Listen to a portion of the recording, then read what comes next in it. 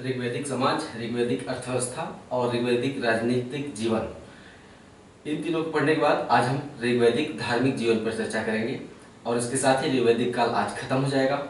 धार्मिक जीवन महत्वपूर्ण है इनका। यहाँ से देवताओं के विषय में अक्सर सवाल पूछे जाते रहे हैं और देवताओं के विषय में और इनकी धार्मिक जीवन की विशेषताओं के विषय में सवाल पूछे जाते रहे हैं। ध्यान से इसको देख लीजिए, नोट बना लीजिए। मैं हिस्ट्री में जो कुछ भी पढ़ा रहा हूँ उसकी हर लाइन एक प्रश्न का उत्तर है, ये मानकर पढ़ा रहा हूँ और अनावश्यक तथ्यों के बोझ को मैं कम करता चला जा रहा हूँ जो जीएस के लिहाज से महत्वपूर्ण है। मार्केट में जो किताबें हैं वो जीएस के लिहाज से कम लिखी गई हैं, ज़्यादातर किताबें इतिहास विषय को ध्यान में रखकर लिखी गई हैं। मैं यहाँ जो पढ़ा रहा हूँ वो सिर्फ और सिर्फ जीएस को ध्यान में रखकर पढ़ा रहा हूँ। आइए स्टार्ट करते हैं। ऋग्वैदिक आर्य पशुचारण के लिए होने वाले स्थानांतरण के कारण, ठीक है, प्राकृतिक शक्तियों से अत्यधिक प्रभावित थे। जो समाज पशुचारण कर रहा है वो एक जगह से दूसरी जगह घूमता है ना, क्योंकि चरागाह खत्म होते चले जाते हैं, तो पशुचारण के लिए स्थानांतरण करते थे, है ना। तो पशुचारण के लिए होने वाले स्थानांतरण के कारण ऋग्वैदिक आर्य प्राकृतिक शक्तियों से अत्यधिक प्रभावित थे। यही कारण है कि ऋग्वेद में जितने भी देवताओं का उल्लेख आया है वे सभी किसी न किसी प्राकृतिक शक्ति के ही प्रतीक हैं। सभी देवता प्राकृतिक शक्तियों के ही प्रतीक हैं। उदाहरण के लिए सूर्य, अग्नि, उदाहरण के लिए सूर्य भी प्रकृति का ही एक हिस्सा है, अग्नि भी प्रकृति का ही हिस्सा है, वरुण और मरुत मतलब हवा होता है। ये सभी प्राकृतिक शक्तियों के ही प्रतीक थे जिनका मानवीकरण कर दिया गया था। क्या कर दिया गया था? मानव के रूप में। जैसे हमारे यहाँ देवता क्या है, हर देवता का एक मानव अवतार होता है ना। विष्णु है, शिव है, हम पोस्टर में देखते हैं कैसे मानव की तरह नजर आते हैं, तो जिनका मानवीकरण कर दिया गया है। वेदांग, बाद के काल में वैदिक काल के उत्तरार्ध में वेदांग की रचना की गई। वेदांग 6 थे। 6 वेदांग में जैसे शिक्षा, कल्प, निरुक्त, व्याकरण, छंद, ज्योतिष, है ना। तो 6 वेदांग में एक वेदांग था निरुक्त, बाद के काल में लिखा गया था। इसको यास्क ने लिखा था, है ना। यास्क नामक एक विद्वान थे, उन्होंने निरुक्त नामक वेदांग की रचना की थी। तो यास्क ने अपने निरुक्त में ऋग्वैदिक देवताओं की संख्या 33 बताई है और देवताओं को 3 श्रेणियों में विभाजित किया है, ठीक है, 3 भागों में बांटा है। आकाश के देवता, अंतरिक्ष के देवता और पृथ्वी के देवता, है ना। आपको इस देव मंडली को याद करना होगा। जैसे आकाश के देवता हैं सूर्य, देव, वरुण, मित्र, विष्णु, उषा, अश्विन, सविता, अदिति। अंतरिक्ष में इंद्र, मरुत, वायु, रुद्र। इसी तरह अग्नि, सोम, बृहस्पति, पृथ्वी जैसे देवता पृथ्वी के देवता है। इसको आप इसी तरह से लिख के अच्छे से याद कर लीजिए, इस पूरी देवमंडली को। ये काफी महत्वपूर्ण है। सवाल अक्सर उठ जाता है कि इंद्र किस लोक के देवता थे। ऋग्वैदिक काल में इंद्र किस लोक के देवता थे? 4 ऑप्शन दे देगा, आकाश, अंतरिक्ष, पृथ्वी, पाताल, ठीक है। 4 ऑप्शन दे देगा, आपको चुनना होगा कि इंद्र अंतरिक्ष के देवता थे, है ना। इसी तरह अग्नि पृथ्वी का देवता है, सूर्य आकाश के देवता है, सविता, अदिति भी आकाश की देवता है। आपको कैसे भी करके संकेतों के माध्यम से इसे माइंड में बैठाना होगा। इन देवताओं में जो महत्वपूर्ण देवता हैं उन पर हमने कुछ नोट्स बनाए हैं।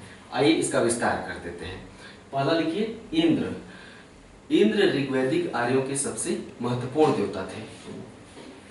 इंद्र युद्ध के देवता थे। हर तथ्य इसमें से एक प्रश्न का उत्तर है, ठीक है। निम्नलिखित में से कौन सा युद्ध का देवता था? इंद्र, वरुण, है ना, सोम, मित्र, विष्णु। तो आपको ऑप्शन चुनना होगा, इंद्र युद्ध के देवता थे। तो सबसे महत्वपूर्ण देवता थे आर्यों के, युद्ध के देवता थे। इंद्र को पुरंदर कहा गया है, अर्थात किलों को ध्वस्त करने वाला। पुर मतलब किला होता है, पुरंदर कहा गया है अर्थात किलों को ध्वस्त करने वाला। इससे भी समझ में आता है कि युद्ध के देवता थे। इंद्र मेघों को रोककर वर्षा करते थे। ये सवाल पूछा जा चुका है। निम्नलिखित में से कौन सा देवता मेघों को रोककर जल की वर्षा करता है? इंद्र मेघों को रोककर जल की वर्षा करते थे। ऋग्वेद में 1028 सूक्त हैं और 1028 सूक्तों में से सर्वाधिक 250 सूक्त इंद्र देवता को समर्पित करके लिखे गए हैं। 1028 सूक्तों में से 250 अर्थात 250 सूक्त इंद्र देवता को समर्पित हैं। ठीक है। दूसरे महत्वपूर्ण देवता है अग्नि। हेडिंग डाल के लिखिए, इंद्र के बाद अग्नि ऋग्वैदिक आर्यों का दूसरा महत्वपूर्ण देवता था। ऋग्वेद के 1028 सूक्तों में से 200 सूक्त अग्नि को समर्पित है। 1028 सूक्त हैं ऋग्वेद में, उसमें से 200 सूक्त केवल अग्नि को समर्पित है। यहाँ तक कि ऋग्वेद का जो पहला मंत्र है लिखा हुआ है, यहाँ तक कि ऋग्वेद का पहला मंत्र अग्नि की स्तुति से ही प्रारंभ होता है। सवाल बन जाएगा कि ऋग्वेद का पहला मंत्र किस देवता की स्तुति से प्रारंभ होता है? आपका उत्तर होगा अग्नि की स्तुति से, है ना। तो अग्नि की स्तुति से प्रारंभ होता है ऋग्वेद का पहला मंत्र। अग्नि यज्ञ में दी गई आहुतियों को देवताओं तक पहुंचाता था। आज भी यज्ञ करते हैं ना, ब्राह्मण यज्ञ करने वाला उसमें कुछ न कुछ आहुति डालता रहता है जो कि धुएं के रूप में उड़ता है। तो ऐसा मान्यता है कि वो धुएं के रूप में जो उसके तत्व हैं, जो आहुति डाली गई है, वो जलकर देवताओं तक पहुंचती है। तो अग्नि यज्ञ में दी गई आहुतियों को देवताओं तक पहुंचाता था। इस प्रकार अग्नि मनुष्य और देवताओं के बीच मध्यस्थ का काम करता था। मनुष्य और देवताओं के बीच मध्यस्थ का काम करता था। नेक्स्ट, वरुण, अगला हेडिंग। इंद्र और अग्नि के बाद वरुण तीसरे महत्वपूर्ण देवता थे। वरुण को ऋत अर्थात नैतिक नियमों का संरक्षक कहा गया है। ऋत की संकल्पना हम यहाँ पे समझाएंगे कि ऋग्वेद में उल्लेखित ऋत की संकल्पना क्या थी, बाद में बताएंगे। फिर हम यहाँ पे लिखिए कि वरुण को ऋत अर्थात नैतिक नियमों का संरक्षक कहा गया है। ऋत कुछ नैतिक नियम थे, समझाते हैं आगे। इन नैतिक नियमों अर्थात ऋत का उल्लंघन करने वालों को वरुण दंड देने का काम करते थे। जो ऋत का उल्लंघन करता था या नैतिक नियमों का उल्लंघन करता था ऋग्वैदिक समाज में, वरुण उसे दंड देने का काम करते थे। भाई, देवताओं के द्वारा ऋग्वैदिक समाज में एक व्यवस्था कायम की गई थी, है ना। अग्नि में आहुति देने से हमारी जो उपासना है, हमारे विचार विश्वास हैं, वो देवताओं तक पहुंच रहे हैं। समाज में कोई गलत काम न करे, है ना। समाज में कुछ नियम बने थे, उसका कोई उल्लंघन न करे। उनको भयभीत करने के लिए वरुण देवता की स्थापना कर दी गई थी। तो समाज को व्यवस्थित करने के लिए देवताओं का एक ताना बाना बुना गया था, ताकि लोग ईश्वर से डरें और नैतिक नियमों का पालन करें। इसीलिए ये सवाल महत्वपूर्ण है, अक्सर पूछे जाते हैं। और साथ ही हिंदू धर्म और विश्वास की प्रारंभ बिंदु है ये। जो ऋग्वैदिक समाज का जो धर्म है, हिंदू धर्म और विश्वास का प्रारंभ बिंदु है, इसलिए भी ये महत्वपूर्ण हो जाता है। तो जो ऋत का उल्लंघन करता था उसे वरुण दंड देने का काम करते थे। नेक्स्ट, वरुण प्राकृतिक संतुलन के संरक्षक थे। प्राकृतिक संतुलन के संरक्षक थे। नेक्स्ट, वरुण को ऋतस्य गोपा कहा गया है। ऋतस्य गोपा अर्थात ऋत का संरक्षक, ऋत की रक्षा करने वाला। ये ऋतु नहीं है, ऋत है, तो में हलंत लगा हुआ है ना। ऋतस्य गोपा कहा गया है। नेक्स्ट, वरुण ऋतुओं को भी नियमित करते थे। जो ऋतुएं होती है ना, ग्रीष्म काल, शीतकाल, वर्षा काल, तो ऋतुओं को भी नियमित करते थे।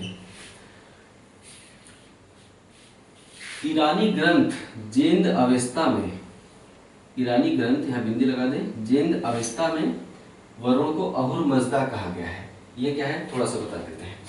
जब आर्य मध्य एशिया से भारत की तरफ आ रहे थे, तो आर्यों की एक शाखा भारत में सप्त सिंधु प्रदेश में बस गई, जो भारत और पाकिस्तान पड़ता है, सिंधु नदी के आसपास का क्षेत्र। तो आर्यों की एक शाखा सप्त सिंधु प्रदेश में आकर बस गई, और आर्यों की एक शाखा चली गई ईरान की तरफ, है ना। पाकिस्तान के पश्चिम में क्या है, ईरान है, तो एक शाखा चली गई ईरान की तरफ। तो भारत में ऋग्वेद की रचना हुई। आर्यों के अपने धार्मिक विश्वास थे, उस आधार पर ऋग्वेद क्या है, देवताओं की स्तुतियां लिखी गई हैं। तो यहाँ पर ऋग्वेद की रचना हुई, और ईरान में किसकी रचना हुई, अहुर मजदा की। भारत में जो स्थान ऋग्वेद को प्राप्त है, ईरान में वही स्थान, अहुर मजदा मैंने बोल दिया, जेंद अवेस्ता। भारत में जो स्थान ऋग्वेद को प्राप्त है, ईरान में वही स्थान जेंद अवेस्ता को प्राप्त है। उतना ही पवित्र ग्रंथ है। तो जेंद अवेस्ता में, यानी जब आर्य भारत की तरफ आए और कुछ आर्य ईरान की तरफ चले गए, उससे पहले वरुण आर्यों के देवता बन चुके थे। यही कारण है कि जब भारत में ऋग्वेद की रचना हुई वहां भी उल्लेख किया गया है वरुण का, और ईरान में जब जैन अवस्था की रचना हुई वहां भी वरुण का उल्लेख किया गया है। वहां पर जैन अवस्था में वरुण को अहुर मजदा कहा गया है। ये अहुर मजदा वरुण है, ये कैसे पता चला? क्योंकि इनकी शक्तियां और इनके कार्य वही हैं जो अहुर मजदा के हैं। अब आप समझ गए? तो जैन अवस्था में वरुण को अहुर मजदा कहा गया है। नेक्स्ट, सोम। सोम वनस्पतियों का देवता था। ठीक है, ऋग्वेद का 9वां मंडल पूरी तरह से सोम देवता को समर्पित है। ऋग्वेद का 9वां मंडल बार बार पूछा गया है कि 9वां मंडल किस देवता को समर्पित है? सोम देवता को समर्पित है। नेक्स्ट, अश्विन आर्यों के चिकित्सक थे। ऋग्वैदिक देव मंडली में अश्विन भी हैं। अश्विन देखिए कहाँ पे? आकाश के देवता है ना? तो अश्विन आर्यों के चिकित्सक थे, आर्यों के डॉक्टर थे। एक युद्ध में जब आर्यों के पैर टूट गए थे तो अश्विन ने उसकी मरम्मत की थी, अर्थात उनके पैरों की चिकित्सा की थी। ऐसा ऋग्वेद में लिखा गया है। तो ये आर्यों के चिकित्सक थे। देव आर्यों के सबसे प्राचीन देवता है। ऋग्वैदिक आर्यों के सबसे प्राचीन देवता निम्नलिखित में से कौन है? देव। सूर्य विश्व के संरक्षक तेज घोड़े के रूप में इन्हें प्रदर्शित किया गया है ऋग्वेद में। ये विश्व के संरक्षक हैं और ऋग्वेद में इन्हें तेज दौड़ते घोड़े के रूप में प्रदर्शित किया गया है। नेक्स्ट, मित्र। सूर्य के अलग अलग रूपों को अलग अलग देवता के रूप में स्थापित किया गया है, क्योंकि सूर्य पूरब में उगता है और पश्चिम में डूब जाता है। तो सूर्य के जितने भी रूप हैं, यानी सूर्योदय के पहले आकाश जो लाल होता है ना, सूर्योदय होता नहीं है तो उससे पहले क्या है, उससे जस्ट पहले आकाश लाल हो जाता है, फिर सूर्य उगता है एकदम लाल लाल, है ना, फिर ऊपर चढ़ता है, फिर सिर के ऊपर हो जाता है, फिर ढलता हुआ सूर्य। तो सूर्य के जितने भी रूप हैं उन्हें अलग अलग देवता के रूप में स्थापित किया गया है। तो मित्र कौन है? उगता हुआ सूरज। सूर्य जब उग रहा होता है धीरे धीरे, पहले थोड़ा सा दिखता है, फिर आधा दिखता है, फिर पूरा दिखने लगता है, इसे हम कहते हैं उगता हुआ सूरज। तो उगता हुआ सूरज कौन है? मित्र है। एक उगते हुए को सभी सलाम करते हैं ना, सभी उगते हुए को मित्र मानते हैं। इससे याद कर सकते हैं कि उगता हुआ सूरज मित्र है। उषा, सूर्योदय काल की पहले की जो बेला होती है, सूर्योदय नहीं हुआ है, जस्ट उसके पहले की जो बेला होती है उसे हम उषा काल कहते हैं। कहते हैं ना कि उषा काल। उषा काल मतलब क्या होता है? सूर्योदय के ठीक पहले की बेला, उसको उषा काल कहा गया है, अर्थात उषा देवी के रूप में स्थापित किया गया है। उषा कौन है? सूर्योदय के ठीक पहले की बेला, जब आसमान सूर्योदय के ठीक पहले क्षितिज लाल हो जाता है ना। नेक्स्ट, सविता। सूर्योदय के बाद आसमान में चढ़ता हुआ सूरज, सूर्योदय के बाद आसमान में जो चढ़ता हुआ सूरज होता है उसे सविता देवी के रूप में स्थापित किया गया है, चढ़ता हुआ सूरज। ऋग्वेद का प्रसिद्ध गायत्री मंत्र, ठीक है, ऋग्वेद में गायत्री मंत्र का उल्लेख हुआ है। गायत्री मंत्र का उल्लेख सबसे पहले कहाँ हुआ है? ऋग्वेद से ही लिया गया है गायत्री मंत्र। तो ऋग्वेद का जो प्रसिद्ध गायत्री मंत्र है वो सविता देवी को ही समर्पित है। ठीक है, महत्वपूर्ण है। नेक्स्ट, रुद्र शिव के प्रारंभिक रूप हैं। ये क्रोधी स्वभाव के हैं। ऋग्वेद में रुद्र का उल्लेख हुआ है, ये शिव के प्रारंभिक रूप हैं और क्रोधी स्वभाव के हैं। सवाल ये बन सकता है कि भारतीय उपमहाद्वीप में शिव की पूजा किस काल में प्रारंभ हुई? तो आपका उत्तर होगा ऋग्वैदिक काल। नहीं, शिव की पूजा सबसे पहले हड़प्पा काल में प्रारंभ हुई, ऐसा माना जाता है। हड़प्पा काल का इतिहास कैसे पता चलता है? नदियों के किनारे अलग अलग स्थानों की खुदाई से। तो खुदाई में अनेक शिवलिंग प्राप्त हुए हैं, मिट्टी के बने हुए। एक तो लिंग प्राप्त हुए हैं, दूसरे योगी की मूर्ति प्राप्त हुई है हड़प्पा काल में। योगी की मूर्ति को भी शिव का ही, पाषाण मूर्ति है, पत्थर की मूर्ति है, तो योगी की मूर्ति को भी शिव का ही एक आदि रूप स्वीकार किया गया है। तो माना जाता है कि भारतीय उपमहाद्वीप में शिव की पूजा सबसे पहले, पीपल की पूजा, शिव की पूजा, सांप की पूजा, हड़प्पा काल पढ़ा देंगे एक दिन, तो शिव की पूजा सबसे पहले हड़प्पा काल में प्रारंभ हुई थी। हमने उल्लेखित कर दिया कि इस भ्रम में न रहिएगा कि शिव की पूजा सबसे पहले वैदिक काल में प्रारंभ हुई, ऐसा नहीं है। तो रुद्र शिव के प्रारंभिक रूप है, क्रोधी स्वभाव के हैं। परजन्य वर्षा के देवता, बृहस्पति यज्ञ के देवता, अरण्यानी जंगल की देवी, महत्वपूर्ण है। अरण्यानी जंगल की देवी थी, अरण्य में जंगल होता है। बृहस्पति महत्वपूर्ण है, यज्ञ के देवता है। अब ऋग्वैदिक देव मंडली की विशेषता जान लेते हैं, कुछ खास विशेषताएं। खासकर सेंटेंस बनाकर सवाल पूछे जा सकते हैं। आईएएस एग्जाम में से सवाल पूछते हैं, 3-4 वाक्य दे दिए जाते हैं और घुमा फिरा के भ्रमित करने का प्रयास किया जाता है। तो इसे देख लीजिए, ऋग्वैदिक देव मंडली जो है, देव मंडली मतलब जितने भी देवता हैं उसे हम कहेंगे देव मंडली। ऋग्वैदिक देव मंडली पुरुष प्रधान है। देवताओं की अपेक्षा देवियों को गौण स्थान प्रदान किया गया है। देवताओं की तुलना में देवियों की संख्या भी कम है। ठीक है, यहां तक कि उषा एवं अदिति 2 देवियां थी। यहां तक कि उषा एवं अदिति जैसी तथाकथित महत्वपूर्ण देवियों का उल्लेख भी ऋग्वेद में आदर के साथ नहीं किया गया है ना। उनका जो उल्लेख है आदर के साथ ऋग्वेद में नहीं किया गया है। इंद्र द्वारा उषा के साथ दुर्व्यवहार किए जाने का वर्णन ऋग्वेद में कई जगहों पर आया है। इसको ऐसे लिख सकते हैं, ऋग्वेद में इंद्र द्वारा, ऋग्वेद में कई स्थलों पर इंद्र द्वारा उषा के साथ दुर्व्यवहार किए जाने का वर्णन आया है। कई बार श्लोकों में, मंत्रों में ऐसा उच्चारण हुआ है जिसका अर्थ ये निकलता है कि इंद्र ने उषा के साथ दुर्व्यवहार किया। आज की भाषा में बोले तो बदतमीजी की। ठीक है, तो जो पुरुष प्रधान समाज था उसका प्रतिबिंब झलकता है ना। जो धार्मिक विश्वास है, धार्मिक जीवन है, उसमें भी पुरुष प्रधान पितृसत्तात्मक समाज का विश्वास झलक रहा है ना। तो वास्तव में जो ऋग्वैदिक देव मंडली है वो पितृसत्तात्मक समाज का ही एक दर्पण है।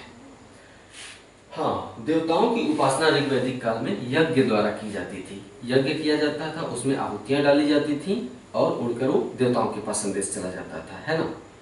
3G 4G नहीं था, ऐसे ही चला जाता था। लक्ष्य क्या था? देवताओं की उपासना का लक्ष्य भौतिक सुख समृद्धि थी। कंफ्यूज मत होइएगा, आध्यात्मिक सुख या परमार्थिक सुख या पारलौकिक सुख कि मरने के बाद हम सुख चैन से रह सकें, उस सुख के लिए पूजा पाठ नहीं करते थे। ऋग्वैदिक आर्य भौतिक सुख समृद्धि के लिए देवताओं की उपासना करते थे, अर्थात इसी जीवन में सुख समृद्धि के लिए। आध्यात्मिक सुख उनका लक्ष्य नहीं था।